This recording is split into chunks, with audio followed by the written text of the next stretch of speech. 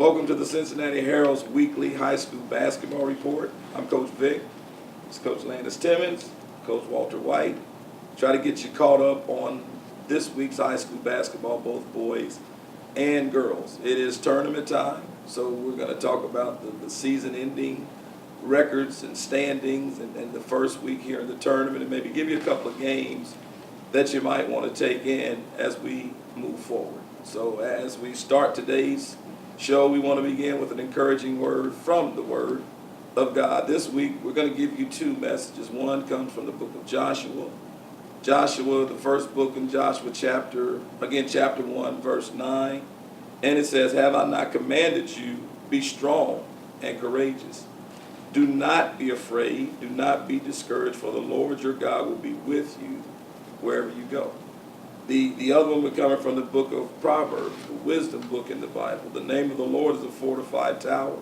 The righteous run to it and are safe." So we just want you to be encouraged. Everything we do, folks, it sort of begins and ends, and even the middle has God connected with us. He's with you through your struggles, your hard times, but keep working, keep trusting Him, and success is on its way. So we're going to begin the show with Coach Timmons speaking about some of his experiences this week. Good afternoon, good people. Just want to talk about Deer Park. They finished the season 21-0, and they had a big win last night, Friday night, against Riverview for their first tournament win. And I'm really looking for these guys to make a real strong push. Matter of fact, I think they should end up in the regional at least. Also, I got a chance to see Taft last night. I was going to do a report on the game, but matter of fact, the game started out kind of back and forth.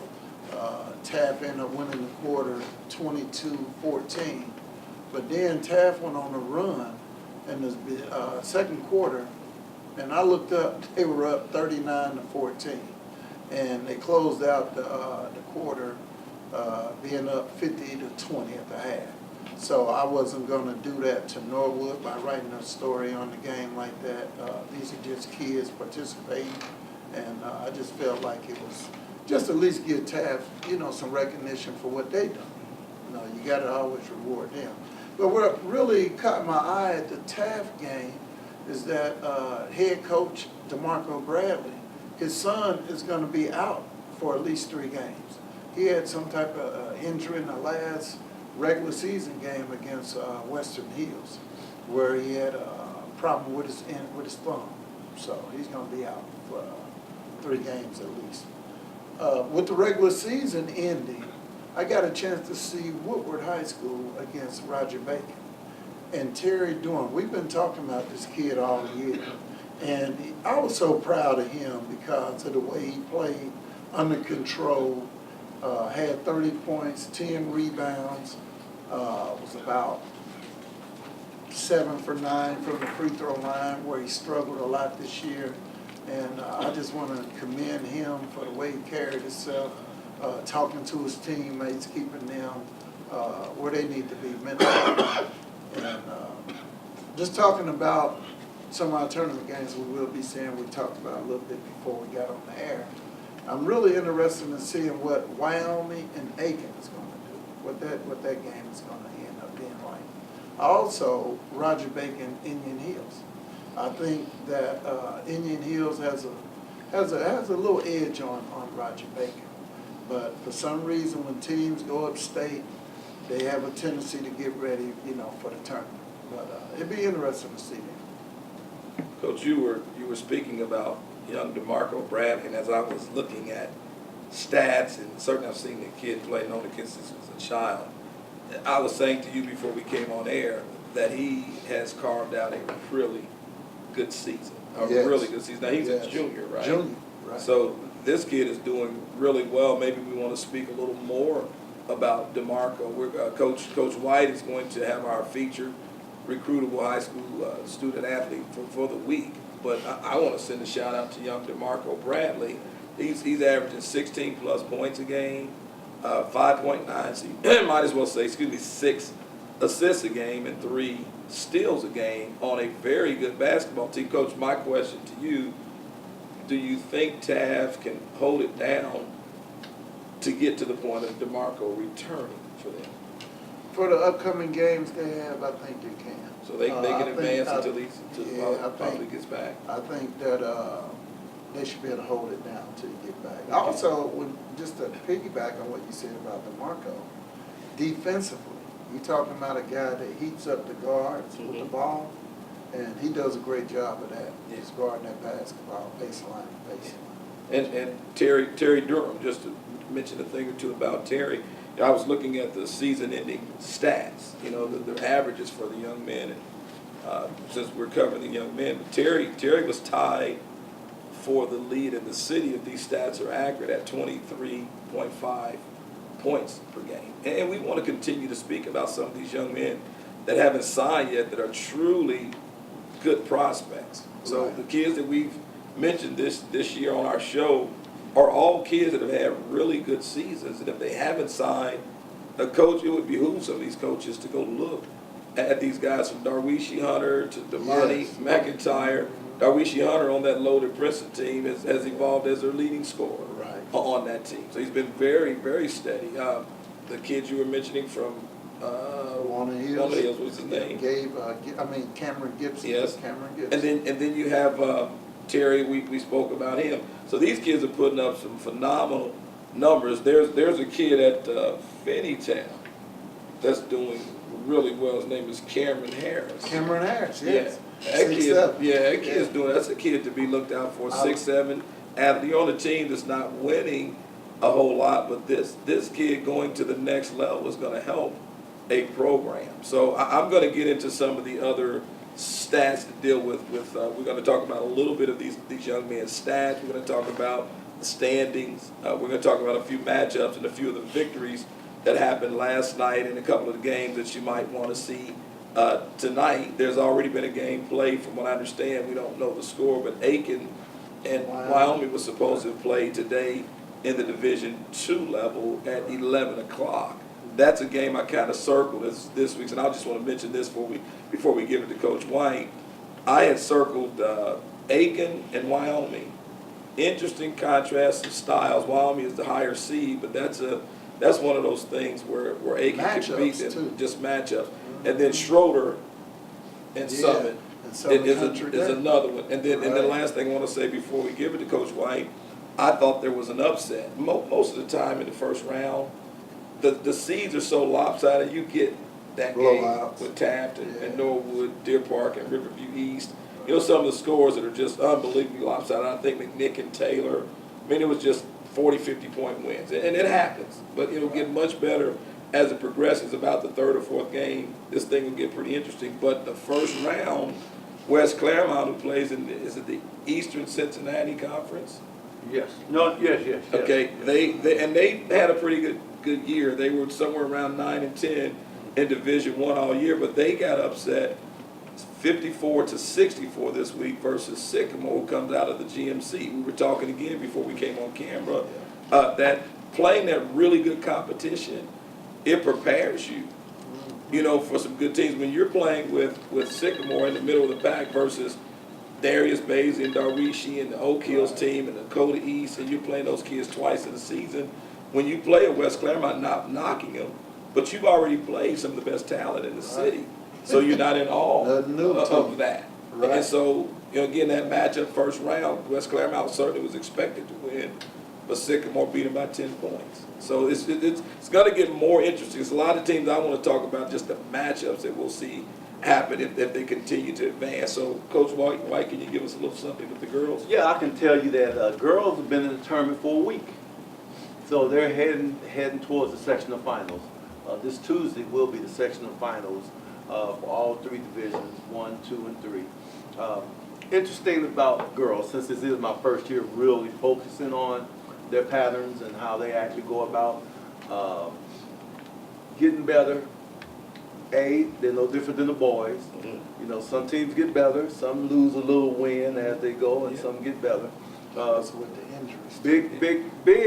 Big in Division I, big upset. Yeah, let's just say kind of a surprise. West Claremont minus one of the Hale sisters, the freshman. Dad told me she had a meniscus issue, but she been wearing a brace all year. And so maybe it was just too much strain on it, but they think she'll be back in the summer, and everything will be good. Her sister must have missed her, because she went to work. And they beat Loveland by like 23, 24. Really? And they actually, those two teams split during the season. So you got West Claremont. I'm gonna just give you some quick overviews of some real nice tournament games to come here with the girls in Division I. You're gonna have Walnut Hills against Sycamore in the sectional finals. You're gonna have West Claremont against McCallie. McCallie beat West Claremont pretty handily during the season at McCallie. Now you're gonna be on an open floor, Sycamore, and well, we'll see. That name Sycamore comes up again. We'll see what's going on there. It's interesting. Come tournament time, a lot of times different teams show up. I was shocked when I saw West Claremont come out there and just drop a bomb on Sycamore. Now you got your perennial, as I say, we want to run from you type teams, which is Lakota West. I saw the Lakota West coach was at the sectional semis at Sycamore, and he was all smiles. But I guess if you got the type of team he got, you can smile a lot. You know, he didn't break a sweat. I was like, well, you know, that's a good thing. But you know, we come from where they say every dog has its day. Yeah, right. So you know, I thought humble is always that's a good thing. The path. Yeah, so right now you're looking at Mason and Milford. I'm sorry, Mason and Ursuline Academy, who obviously picked up a little steam during the course of the tournament, second season, because they didn't have a great season. Didn't have a great season. And they're going to play Mason for the section finals. Okay, and then you're going to have Centerville and Beaver Creek. Now, let's just face the fact that Lakota West took a bracket exit and went, I think, up in that Dayton area. They won't see anybody from down here, which everybody from down here is quite happy. Yeah. They won't see anybody from down here until regionals. And that's how it normally falls out. You know, Coach, back in the day when you were at Woodward, sometimes, you know, Moeller would go up to Columbus, and all of a sudden they reappear come regional time. And so it's a strategy. Right now, Lakota West is, of course, the perennial favorite. Mount Notre Dame is kind of in there, but not with as much fear as maybe in the past. Teams are willing to play them. Mason, I think they still have a couple of injuries they're trying to fix, see if those things are way out so they can get them back in the tournament. And then it's Walnut Hills and McCallie. So far, the perennials, and I'm going to add McCallie and Walnut Hills as that flip team. 1 year is McCallie, 1 year is Walnut Hills doing 4 or 5. It's just that way right now. They basically will play each other, but it will be in the districts. So Who do you like the best, Coach? well, you know, all the girls team, the one I like the best right now is Lakota West. Okay, but I'll tell you this, the Walnut Hills girls, who are 21-1, they lost to the Hoover girls team, the perennial sports high school in Alabama, in the Christmas tournament by about 7, 8. They hung with them. The Walnut Hills girl team will be tested against Sycamore, because getting back to that, I play in the GMC, right? You play in the ECC. And I'm big and strong, but I don't play as many teams that you play that may not have the competition level. Sycamore plays a lot of competition level. So talking with the Walnut coach, he said, you know, that's going to be a challenge. We got to get out and get on them. Because they play a rough, tough game every night. They play the Lakota West. They play the Mason. They play the Hamiltons. They play, you know, Lakota East. They play Oak Hills. So the Sycamore girls, They tested. they've tested. So Walnut Hills, not to say they ain't tested, but they're gonna have to jump in there and start fighting. You know, I'm gonna throw a shout out to that Macaulay girl team and the West Claremont team. Cause by all rationale, they probably might not have been here. But these are tough teams, and Coach Fleming, that we all know, Coach Fleming's theme of life is tough people win. And if you want to see tough, go out there and see his 5'4" daughter. I had a guy tell me some tough times don't last, tough people. There you go. And you know, when we get into this tournament, guys, you know, this whole process is like an evolution of things. But as a coach, you want to start off and certainly want to win your share of games, but you want to be competitive. And you're constantly teaching the kids, you know, and certainly as the season progresses, you just start to see the thing come together when you play the same team the second time around. You know, if you've beaten them already, you want to try to beat them a little more just to show that you're a little bit better than you were the first time you played. Or if they've beaten you, you want to get closer or you want to pull the upset. Become tournament time, you want to be the kind of team that's developed your team, the chemistry. And here's the other factor we have to talk about that always plays into health. If you're healthy, Yeah. But you want to be the kind of team that's a tough draw. When we all go to that tournament draw, I don't want to play your team if I don't have to. Right. Because you're peaking, you're playing, and you're clicking on all cylinders. And that's a part of this thing. And that's the beauty of it as you see these things evolve, these teams evolve over the season. And here comes tournament time. It's some teams that are going to get hot. They're going to come out of nowhere because they bought into the coaching system. They've worked their tails off, showed up in practice, you know, every day. You know, we have a saying, the best talent doesn't always win, the best team That's for sure. does. And so when the guys come together, man, and this thing, it's like a work of art, like an empty canvas, and you develop that beautiful art on it. Come tournament time, and you make that run. I'm thinking there's some teams out there. I don't want to go out on a limb too much because I haven't seen enough of a couple of them. But there's some teams that have played some pretty decent teams and have some decent guard play, and they're well coached, that are surprise teams that might make a run. Now, I'm going to tell you guys off camera so I don't embarrass myself today, and then we're going to see how it works, and I'm going to go out on a limb maybe next week with a couple of teams that I have in mind. But I'm going to be on the hook. I'm going to tell you who I think. I wanted to speak on a couple of teams on each level that I think are going to advance here in the tournament and maybe make a little bit of noise. Obviously, on that Division I level, you have Moeller. Let's jump across the river real quickly and come on back. Cub Cab is holding it down. They're still handling business.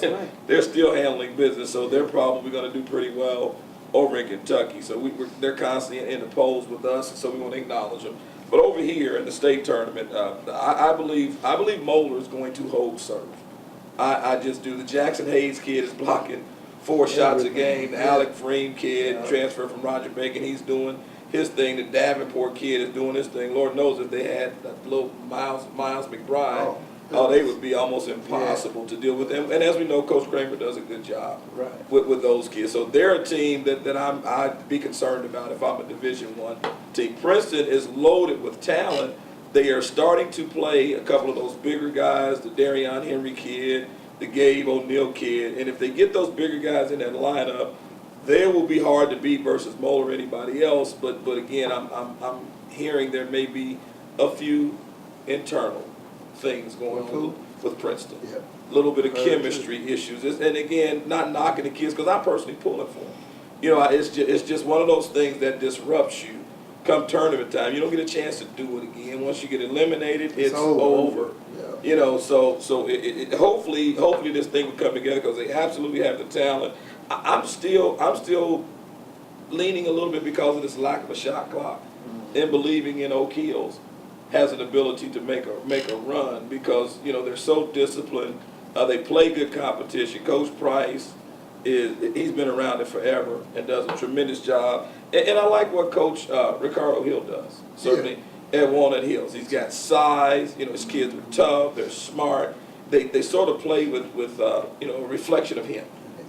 Yeah, and he was a heck of a point guard, you know, good coach. So they sort of take on his personality. So if I kind of stuck with 4 teams here, I'm going to deal with Moeller, Princeton. I'm going to suggest Moeller, Princeton, Oak Hills, and Walnut Hills might advance on the Division I level. What we have to do maybe next week, coaches, is get into the brackets and share with the listeners when they might bump heads moving forward, exactly when, so we can tell people, hey, this is going to be at this arena on this day, because for instance, Coach, I didn't know Wyoming-Aiken played at 11.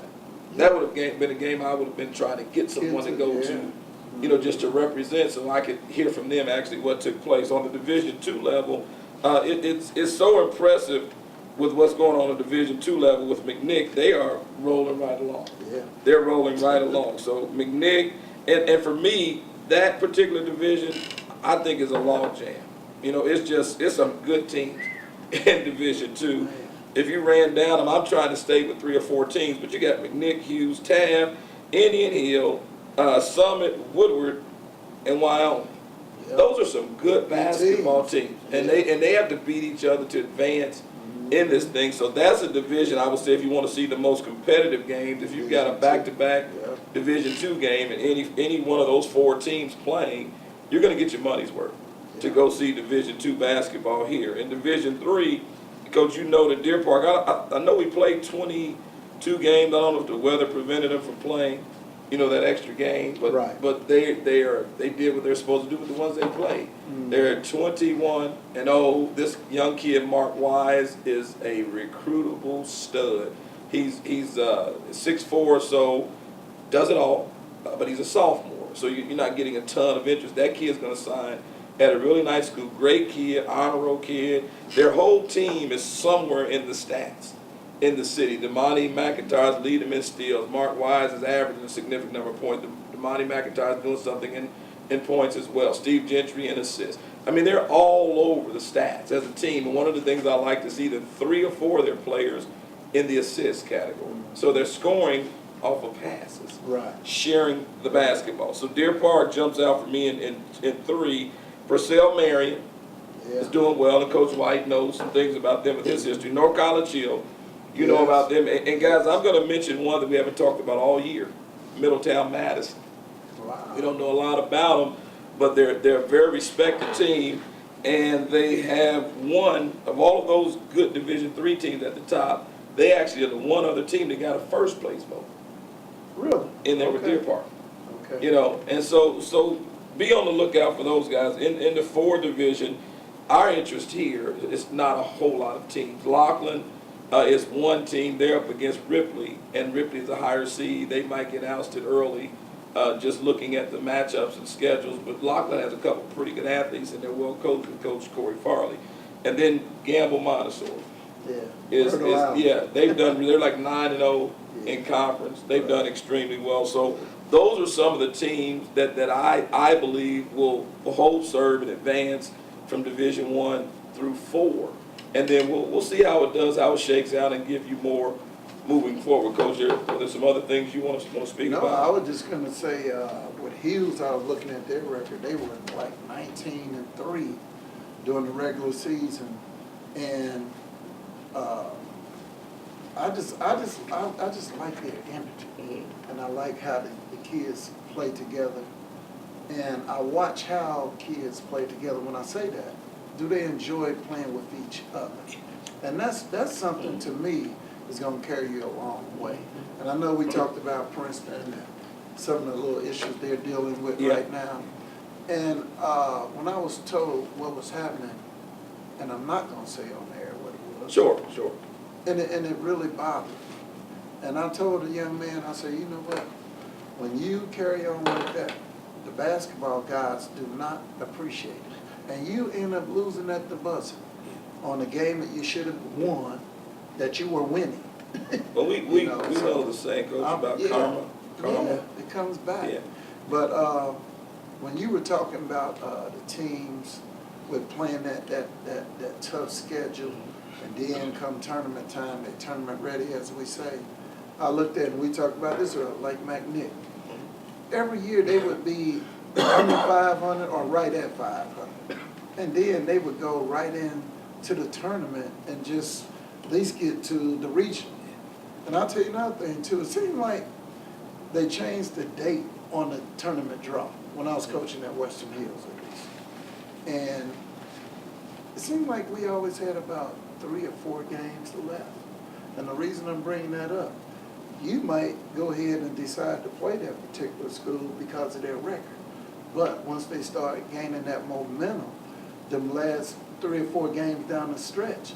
And they was already okay, but they just hadn't figured it out. So those are the type of teams that are real dangerous too, I'm telling you. And it's interesting, Coach, when you talk about that and strategizing. As you get to this, it's like a chess game that you're playing, trying to figure out how you're gonna match up, who you want to match up against, how you're gonna advance, win one, and keep moving on. It's just one of the most exciting times of the year It is, for me if man. you're a basketball fan. So we're going to take in a lot more games.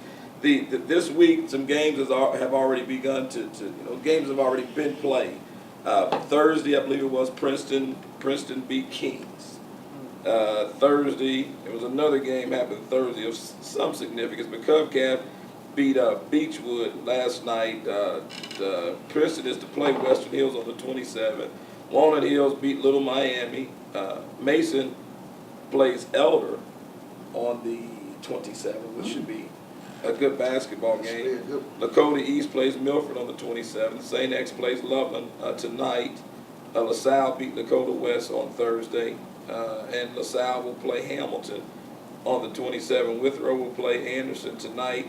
Northwest versus Fairfield tonight. So those are some good games on tap that you might want to go see. Some of these players, Coach, I was going through the stats, and some of these teams that we spoke about all year, we can't leave out Coach from Hughes.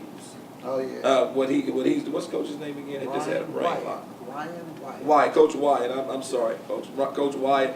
Fantastic coach. Fantastic coach. He's got the Giovanni Santiago kid that's doing really well running his team with 6.4 assists a game. So you go down the list with some of these guys. These are familiar teams. We don't know all the names, but we wonder why these teams are doing so well. Look at these stats that some of their players, are putting up. Taft has Deshaun Lawrence averaging 6.1 assists a game. DeMarco Bradley's averaging 6. Woodward has 2 kids, Hakeem Thomas and DeMontez Cooper. Kane. They call him Kane. Steve Gentry, Steve's son from Deer Park. Damani McIntyre, they're averaging 4.3 and 4.7 assists. The kid Mark Wise I was speaking about from Deer Park, he's averaging 3.8 assists. So you got 3 of your main players averaging roughly 4 to 5 assists a game. Darius Bates, averaging 4 assists a game. So some of the better teams have guys that are sharing the basketball. And then these guys are in the stats, Coach, as far as steals and other stats too. Like in the steals category, Damani McIntyre is averaging 5.6 steals a game. DeMarco Bradley 3. Mark Wise, there goes that name again. For this kid's special. 3 steals a game. And then kids you love, Coach, Dominic Bruton transferred from Mount Healthy to Hughes. This kid's averaging 20 points a game.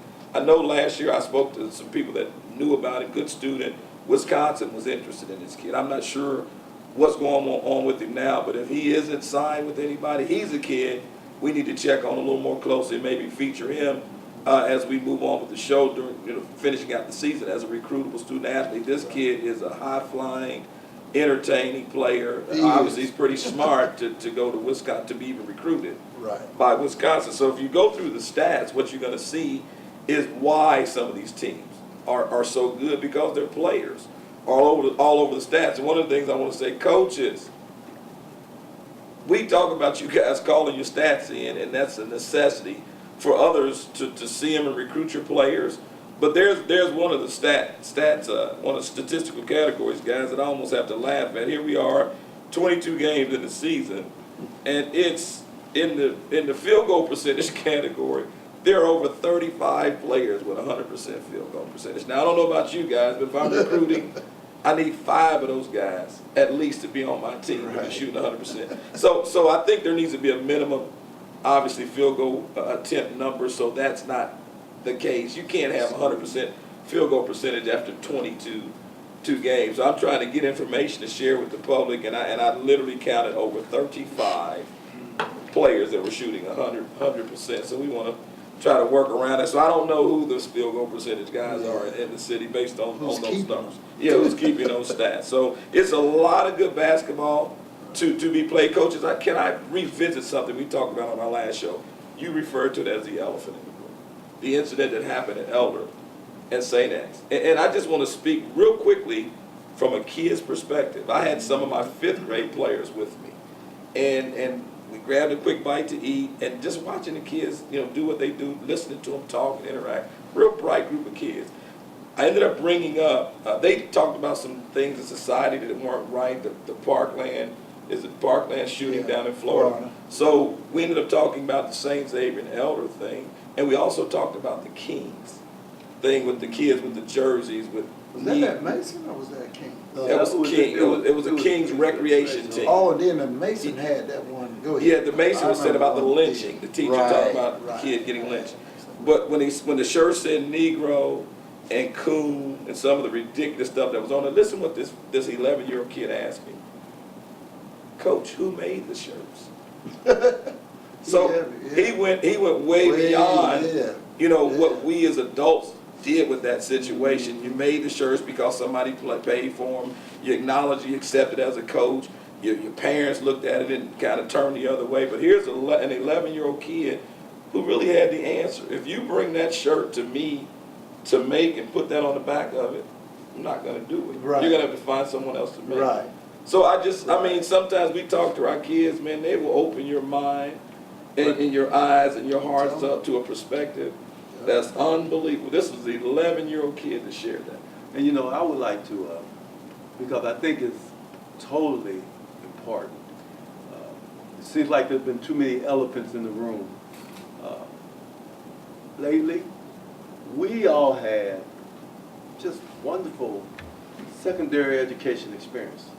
I love going to school. And I just cringe at the thought that that's been taken away from all of our kids because of safety, because of behavior issues. All of it goes back to we as adults doing our share. I saw the man who lost his daughter at Parkland doing the White House visit. Yes. And what he said. And it moved me to the point that I'm pretty sure tomorrow I'm going to sit down and write a letter to him. Because I guarantee you, myself and this man probably have nothing in common other than the fact that we both had daughters. Okay? And he lost his only daughter. I have an only daughter. And I've been blessed to keep her here. And we as adults got to learn how to stand for the right things together. So in other words, what I'm saying is, I feel as a father, I need to stand with this man. I just feel that way. I have to stand with this man. He lost his daughter. Now, as parents, from the elephant in the room and the Dakota West issue, and the Kings issue, and the Elder issue, and the Mason, where are the parents who are going to stand with what's right and make sure that we communicate to our kids and to those parents who didn't communicate to their kids, this is not acceptable. I think, Coach White, I think that a lot of these parents that, put it this way, the kids that's doing a lot of this, making the noise, it's coming from their parents. That's what they hear at their home. Right. And their grandparents. A lot of them, they just, when they were sitting around the dinner table or wherever they at with a family function, gathering, you're going to hear the N word, used with them. And I'll tell you what, with some of my experiences as a former teacher, I used to have students tell me different, like you just said, Coach, on what the kids asking you about, well, who made the shirt? I used to ask kids questions. Matter of fact, they would come to me and tell me different situations about, what they had to deal with when it comes to race relations, Middletown, regardless, they used to have a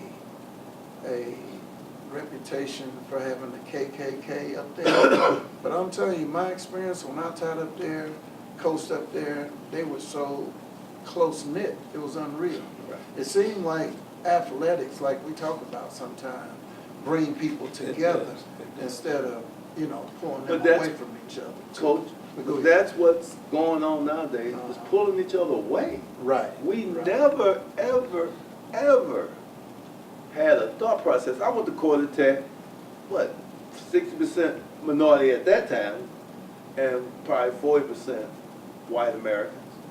And your teammate was your brother, Right, right, whether you were with him during the summer or not with him. right.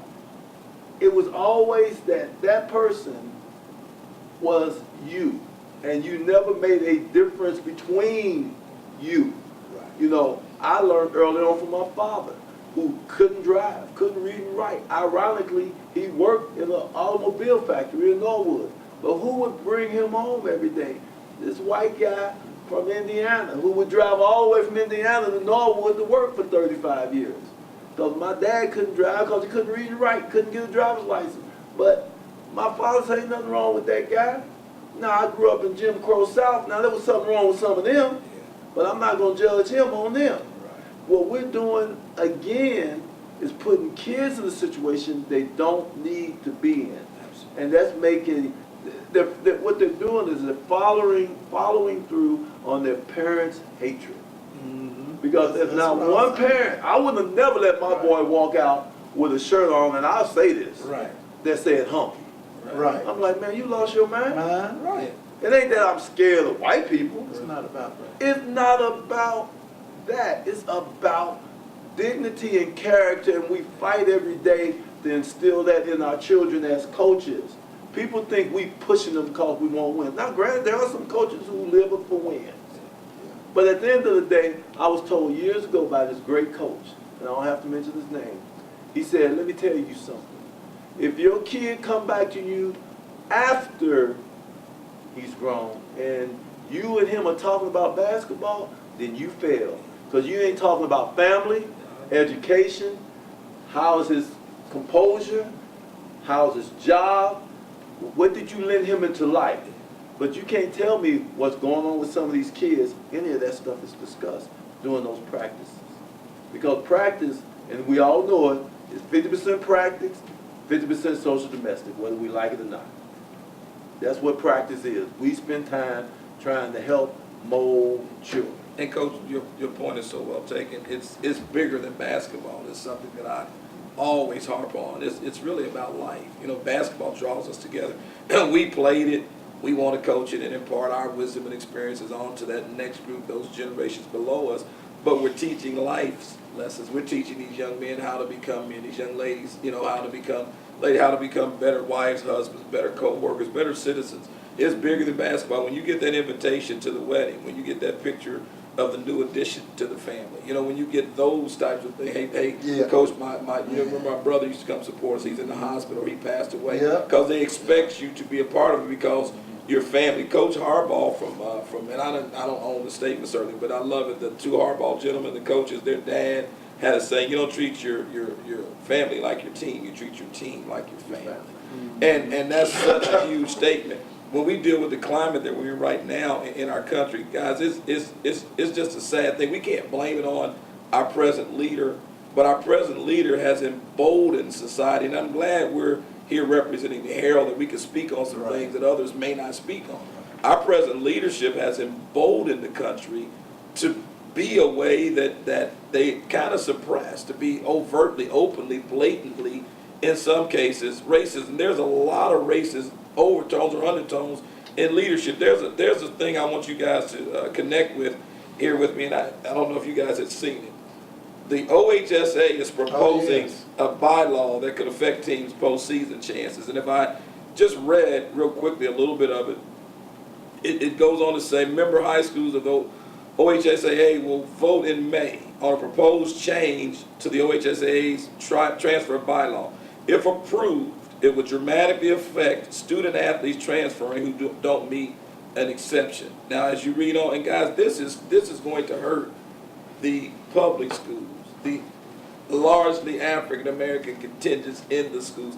The schools that have been doing these things for years are unaffected. Some of these schools, and I can name them, and that's no problem. Some of the GCL schools can come to the middle of Lincoln Heights, North College, or Avondale, and recruit the best player in it.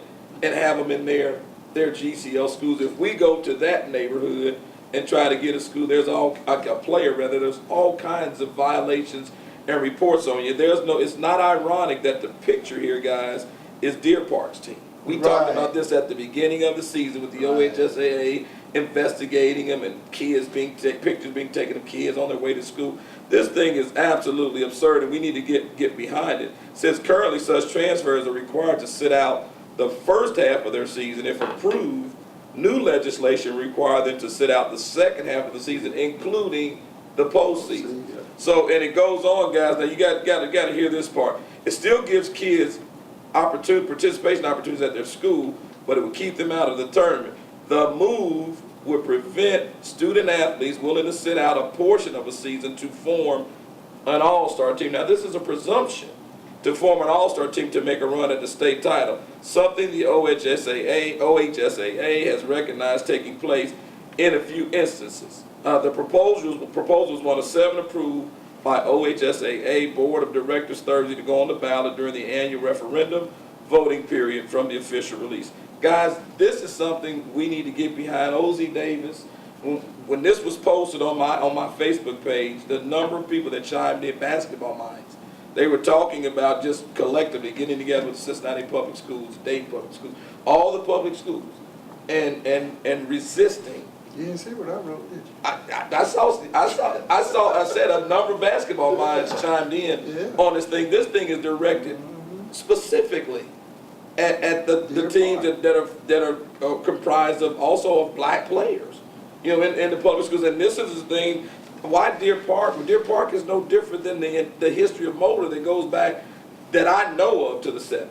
I know that for a fact. They go back to the about 70s. 1970. Okay, I know that for a fact as a former player, coach, and well aware of the high school landscape of basketball here in the city of Cincinnati. So what's the difference in what they're doing in a team? Like, if everybody wants to play for Coach White, Coach Timmons, and we know you're helping kids get in school, you got a passion for the game, you got a zillion connections, you got connections throughout the country. Why wouldn't I want my kid to come and play for you, and what's wrong with that? Well, you say, I think ironically you say, you know, the 70s.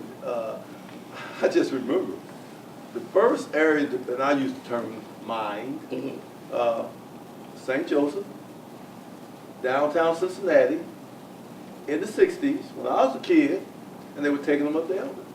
Yeah. That was like mid-1960. So this has been going on 60 years. Larry Parker. Larry Parker. Mike Parker. Ricky Parker. What was the boy that played Tomahawks. Tomahawks, who played basketball for Elder when they won the state championship in 73, 74? They had one black player. What was his name? So I can't remember his name. But what I'm saying to you is, let's not forget that these are kids. And I think what happens in the aftermath of these so-called rules, these adjustments, a lot of kids get screwed around, okay? Because at the end of the day, you don't take pictures of kids going to school if, like you say, certain schools, private schools, parochial schools, get them. You don't take pictures, but you're taking pictures of Deer Park. It's an open enrollment. Because the insulting thing that gets me, if you come to my neighborhood, we've been playing in this neighborhood, and I'll use Lincoln Heights as an example. You come to my neighborhood, we've been playing together since youngsters, and you come to my neighborhood from Motor, and you recruit this kid ends up going in there. You're not mad at the family for the opportunity, but we're supposed to embrace it and like it, you know. But if we do that in turn, you know, say we build our school. Yeah, but here's what's going on. When we build these schools up and we start getting good staff in the schools and things a little more equally balanced out, you don't get to leave Lincoln Heights a dilapidated, you know, school, the dilapidated conditions to go to this, you know, 5-star type of structure. Now you're fixing the schools up in the other areas. It changes things. You get better staff in there, people that care. Some people are coming back to areas that need what they bring to the table most. And Coach, you talked about their kids. I started this off talking about an 11-year-old kid that I coached that had that particular perspective. The kids are much more aware of this foolishness than we give them credit for being. when you look at the Parkland situation, those kids spoke so eloquently. And strictly to the point about that shooting and the things that need to be changed. Isn't it crazy that our Capitol building is guarded by folks with assault weapons? Machine guns. Right? I mean, ready to rock and roll. Ready to rock and roll. And our congressmen, our politicians, they're guarded when they go into different places, ready to rock and roll. But we can't put that same love and energy to our future leaders in school, some kind of higher level of consideration, and all the money, all the politicians that voted. I don't want to go too far off the path with this thing, but how dare you tell us as educated black men that we can't speak on something other than basketball? Before I give it to Coach White, I want to make mention of my goddaughter, Kayla Hagerbrook. She's a senior at Wintonwood. She's a two-sports player. She's a basketball player and a baseball player. She's had some serious knee problems. So want to just lift you up in prayer, Kayla. She's going to the Navy, and she's kind of been down and out because as a senior, you guys know how that must feel, just to think about it, not able to finish her senior season because of a nagging and pretty significant knee injury. So she might have been a kid that we would have been talking about as a recruitable student athlete because she was a starting point guard. But she's a recruitable person. Yeah, wonderful person, good student, comes from a wonderful family. Chris and Kim Hagerbrook do a tremendous job with us. So I just wanted to send a shout out to you, Kayla. We love you. We want you to help us grow the show. She's pretty computer savvy and all of that stuff, but she's going to the Navy and she's doing real well in spite of it. And again, Coach, it comes back to what we talked about earlier in the season with our show. Even with the injuries and the other stuff, if you're on top of it with your character and your grades, you can still advance in life. At the end of the day, that basketball, football, soccer ball, whatever it is, the air is going to be let out of it. It's going to stop bouncing. It becomes a hobby. Right. And you're going to have to figure out what you're going to do with your life, and your character and your commitment to higher education is going to factor into it. So, Kayla, keep doing your thing. Coach White, if you'll share with us the recruitable student athlete of the week. Real quick, I've been watching this young lady since she was a 9th grader. I would say she's very calm, collective human being, which history in my life tells me that they normally succeed. She's a 4-year starter at Walnut Hills. She's led them to the sectional finals 3 of those 4 years, and they're headed back again this year with a little different cast. I would say she's around a 3.2, 3.5 student at Walnut Hills, which we know, we say no more. Come from a good parent background. Parents donate their time to work at the school and work in the sports arena at the school. She's averaging anywhere between 20 and 12 points. But this is what I'm going to say about this young lady. Her name is Reagan Anderson. If you want to recruit a two-way athlete, female two-way athlete, you are missing out if you don't go see her. If you see her play basketball, you understand she's just like any other athlete that plays a couple of sports. You're never going to be the master of the one sport because you're focusing on a couple of sports. But you see that raw talent. If you really want to see the essence of Reagan, is on a fast break. When she take off filling that lane, it's like a rocket got shot out of a 100-ton cannon. She is extremely athletic. She's fast, just beyond fast. And then, of course, that translates over to her track. Track is probably her best sport, from what I've heard. I haven't seen her run track, but I do know this. She's a tremendous athlete. She's a tremendous student who goes to a tremendous school with tremendous character. 4 years starter, not a lick of anything other than yes ma'am, no ma'am, yes sir, no sir. What's her full name again, Coach? Reagan Anderson. What's her measure? What are her measurements? She's 5'9" to 10.5", senior guard. Just I love when she take off on that fast break. My boy said, "Man, I wish I could have been that fast in high school." This young lady can go. She has sister Darts, last name Darts. Now Darts has a sister there. She's a sophomore. Okay. Now she's a sophomore. She's a starter as a freshman and a sophomore.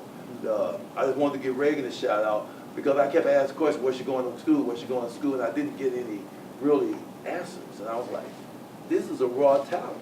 Somebody need to take this talent, get it in a college situation with the training, the coaching, and man, she'll blow up. Coaches, as we gain momentum with our show and it gets out there, we need to continue to find avenues to promote what we're doing here so it can get out there, because we're here to help young folks out.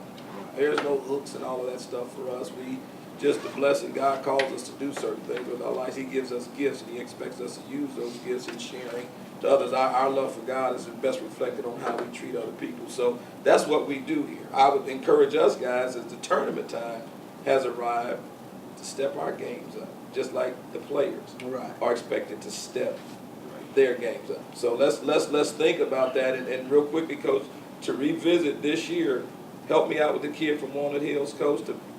Cameron Gibson. Cameron Gibson.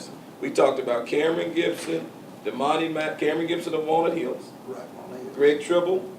About Winton Winton Woods. Coaches, I hope you're listening to these players. Darwishi Hunter, Princeton. Damani McIntyre of Deer Park. Well, once you see Deer Park, you're going to go back because there are a couple of kids. But these kids that we mentioned, Coach, these kids need to be on somebody's college campus when it's time to sign, because they're going to make a contribution. And they're not going to be problem young players. They're going to be well behaved. They're going to handle their business in the classroom. And as they continue to study the game and work their tails off, they're going to make a contribution on that playing surface. Right. Another kid I wanted to mention was E.J. Williams. Kid, 6'11", goes to Middletown. Big kid. Okay. And I went to see them play Colerain last Friday. Forgot to mention that. Colerain has a young man named Rodney Wiley, left-hand junior. He had 16 points. The score was only 41-36. And, you know, Colerain, they was right there to win. But the big kid, E.J., he had 11 points in the first half, 9 in the first quarter. Finished with only 13. But the kid changed his shots. He blocked shots, of course. And for a kid that big, that tall, does a decent job of running the floor. Yeah, does a decent job. So you look out for him, too. Plus, he's about a 3-point GPA student, too. Coach, and going back, let me finish this real quick. We were talking earlier about coaches and responsibilities and that. It used to make me feel good because a guy told me this, and then I started saying it for myself. He said, Coach Timmons, you're a life coach. When he said that, I was like, wow, because I knew what he meant. Because he knew that I was a talker, number one, that I was always going to be talking about, you know, what kind of habits you got, what kind of preparations you got, learn how to network. Like if we had practice on the day we didn't have school, say it was at 12, they knew to be there at 11:30. And like in the mornings, regular mornings, I would be there. They would have to sign in the morning. So and I would tell them this, because one said, Coach Timmons, why you got to sign in? I said, I'm going to tell you why. I said, if you get an opportunity to go to college, your mama not going to be around there knocking on your door telling you to get up and go where you got to go. You got that right. And then when you get your own apartment, when you know you got to go to work, say you didn't go to college, but you just want to get you a job. Okay, here's another way to help prepare you to get where you need to be. And I always say, don't be on time, be real. That was just part of the life coach. And I hope that, you know, you students, parents who are watching right now, make sure you hold your kids accountable for, you know, just fundamentals like that. Right. Coach Timmons, you know, I had the blessing and pleasure of coaching with you. So I say thank you all these years later, just reflecting on the lessons learned, the way you loved on the kids. Winning was important to you. You've always been passionate about winning, but I respected the disciplinarian that you were. The things that some kids run to another school because of, but they lose out.